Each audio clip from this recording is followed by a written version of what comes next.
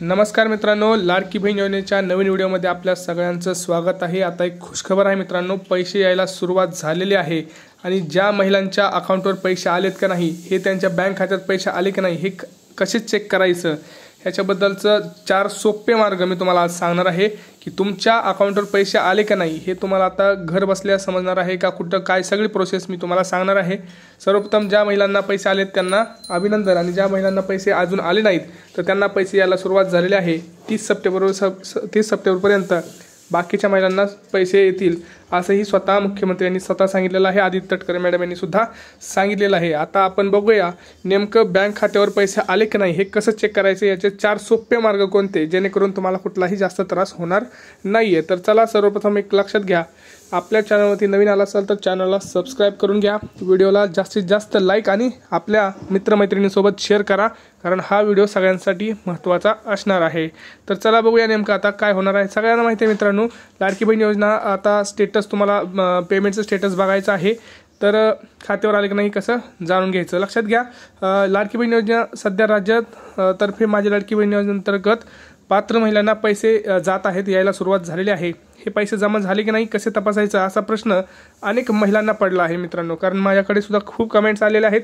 आता मी कमेंट्स तुम्हाला दाखवल पण आता नाही दाखवणार आहे। त्यामध्ये खूप जणांनी विचारलं की दादा आम्हाला पैसे आले की नाही हे कसं चेक करायचं, याच्यावरती पण तुम्ही आम्हाला सांगा नेमकं, तर मी त्याच्यावरतीच आता बोलणार आहे। लक्षात घ्या मित्रांनो, आता कोणाला किती रुपये मिळणार हे आधी सांगतो मी तुम्हाला। तिसरा टप्पा मित्रांनो, ज्या महिला पात्र झालेल्या आहेत त्यांना जुलै आणि ऑगस्ट महिन्याचे 3000 रुपये मिळालेले आहेत, त्यांना फक्त 1500 रुपये मिळतील। परंतु ज्या महिलांना अद्याप 3000 रुपयाचा हप्ताच मिळाला नाही त्या महिलांना मात्र 3 महिन्यांचे एकूण 4500 रुपये मिळतील।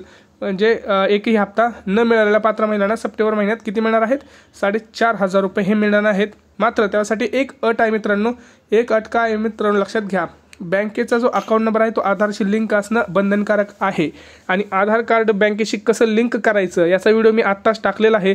आधार कार्ड बँकेला कसं जोडायचं याचा पूर्ण व्हिडिओ डिटेल व्हिडिओ मी तुम्हाला लाईव्ह दाखवला आहे। मोबाईलवरून तुम्ही हे सगळं करू शकता, हे मोबाईलवर तुम्ही जाऊन बघा, तिथं आधार कसं लिंक करायचं आहे, ज्यांनी केलं नाही किंवा कसं करायचं असतं हे सुद्धा तुम्हाला माहीत असणं गरजेचं आहे। त्यामुळे तो व्हिडिओ बघा, तुम्हाला नक्की लक्षात येणार आहे। पुढे बघा, आता मी तुम्हाला सांगतो खात्यावर पैसे आले का नाही कसं चेक करावं। लक्षात घ्या, याचे 4 सोपे मार्ग आहेत। लक्षात घ्या, लाडकी बहीण योजनेचा लाभ मिळण्यास सुरुवात झाली आहे। पात्र महिलांच्या बँक खात्यावर हे पैसे पाठवले जातात। खालील पद्धतीने तुम्ही बँक खात्यात पैसे आले की नाही हे तपासू शकता। आता पहिला बघा, पहिला यातला जो मार्ग आहे तो मी तुम्हाला सांगतो।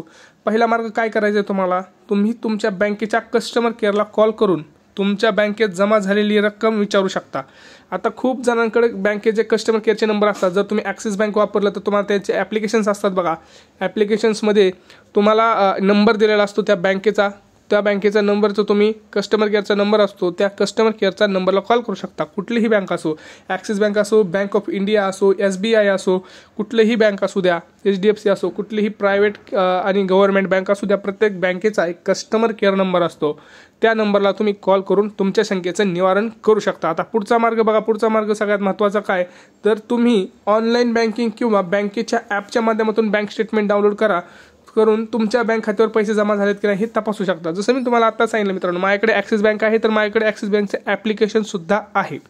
तर त्या ॲप्लिकेशनमध्ये जेव्हा आपण आपल्याला कुठलीही स्टेटमेंट बघायचं असेल तर तिथं डाउनलोडचा ऑप्शन्स असतो, तुमचं स्टेटमेंट तुम्ही चेक करू शकता। तुम्हाला बँकेत सुद्धा जायची गरज नाही, घर बसल्या तुम्ही ॲप्लिकेशनवरती ओपन करून तुमच्या बँक खात्यावर पैसे जमा झाले आहेत की नाही हे सुद्धा तुम्ही इथं तपासू शकता। त्यासाठी कुठलंही तुम्हाला टेन्शन घ्यायची गरज नाही, फक्त तुमचं ऑनलाईन बँकिंग हे ॲक्टिव्ह असणं गरजेचं आहे। आता ज्यांनी अजून ऑनलाईन बँकिंग ॲक्टिव्ह केलं नाही त्यांना माझी एक नम्र विनंती आहे, तुम्ही आज बँकेमध्ये जा आणि त्यांना म्हणा की माझं ऑनलाईन बँकिंग करून द्या, ते तुम्हाला सगळी प्रोसेस सांगतील आणि तुम्हाला कसं लिंक करायचं ते सुद्धा ते तुम्हाला त्या ॲपमध्ये करून देतील।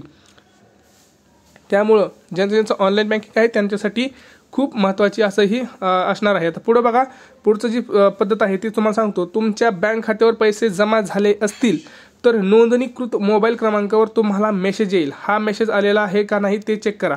लक्षात घ्या, जेव्हा आपण कुठलंही ट्रान्झॅक्शन करतो किंवा कुणीही आपल्याला पैसे क्रेडिट किंवा डेबिट करतं त्यावेळेस आपला जो मोबाईल नंबर आपण बँकेमध्ये दिलेला असतो तो बँकेचा मोबाईल ॲक्टिव्ह असणं गरजेचं आहे।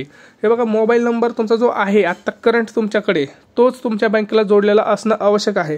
नाहीतर तुम्ही बँक अकाउंटला दुसराच नंबर दिलाय आणि तुम्ही वापरताय दुसरा नंबर आणि मग तुम्हाला मेसेजच येणार नाही। त्यासाठी लक्षात घ्या, सगळ्यात महत्त्वाचं एक टिप देतो तुम्हाला, बँकला तुमचा जो आत्ता वापरताय तो नंबर हवा आणि आधार कार्डला सुद्धा तुमचा जो आत्ताचा नंबर आहे तोच लिंक असणं आवश्यक आहे। ह्या तिन्ही गोष्टी एकत्र आणि लाईव्ह असणं गरजेचं आहे।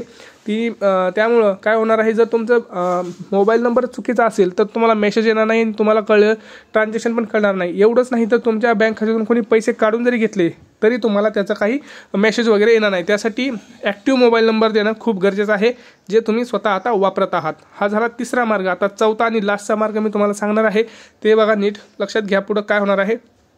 आता बघा, तुम्ही ऑनलाईन बँकिंग वापरत नसाल तर काय करायचं आता मित्रांनो, तर तुम्हाला नसाल तर एकच पर्याय आहे त्याच्यावरती, प्रत्यक्ष बँकेत जाऊनही तुम्ही लाडकी बहीण योजनेचे पैसे आलेले की नाहीत हे तपासू शकता।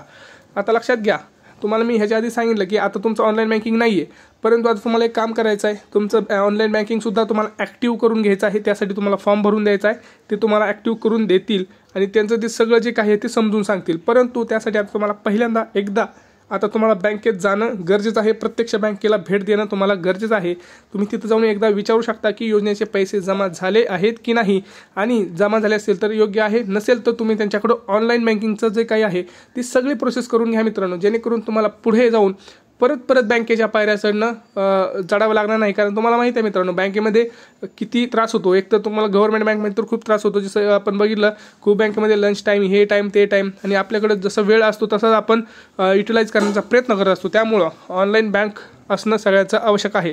ह्या झाल्या मित्रांनो 4 महत्त्वाच्या गोष्टी, ज्याच्यामध्ये तुम्ही बँक ऑनलाईन तुमचे जे पैसे आलेले आहेत की नाही चेक करू शकता लाडकी बहीण योजनेचे। आता याच्यामध्ये तुम्हाला काही प्रश्न असतील तर तुम्ही ते विचारू शकता आणि तुमचं जे काही कमेंट सेक्शनमध्ये असतं मी त्याचा उत्तर देण्याचा नक्की प्रयत्न करेन। परंतु सर्वप्रथम आपल्या चॅनलला सबस्क्राईब करून ठेवा आणि आपला हा जो व्हिडिओ आहे हा जास्तीत जास्त शेअर करा, कारण हा व्हिडिओ सगळ्यांसाठी खूप महत्त्वाचा असणार आहे।